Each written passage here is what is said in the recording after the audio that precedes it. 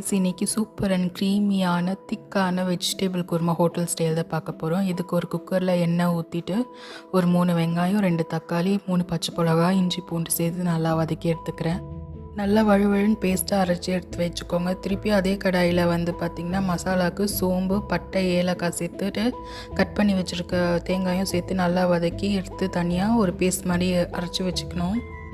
குக்கரில் எண்ணெய் ஊற்றிட்டு அதுக்கப்புறம் பார்த்திங்கன்னா நம்ம கரம் மசாலா, பட்டை, லவங்கெல்லாம் சேர்த்து நல்லா வதக்கிட்டு அப்புறமா நம்ம பேஸ்ட் பண்ணி வச்சுருக்க வெங்காயம், தக்காளியும் சேர்த்து ஆட் பண்ணி நல்லா வதக்கிக்கிறேன். வதங்கினோன்னே நம்ம கட் பண்ணி வச்சுருக்க வெஜிடபிள்ஸ், பீன்ஸ், உருளைக்கிழங்கு, கேரட் சேர்த்து நல்லா வதக்கிக்கணும். அது நல்லா ஒரு வதக்கிட்டோன்னே நீங்கள் ஒரு ஸ்பூன் மிளகாத்தூள் சேர்த்துட்டு உப்பு சேர்த்துட்டு அப்புறம் ஒரு கிளாஸ் தண்ணி ஊற்றி நீங்கள் கொதிக்க விடணும்.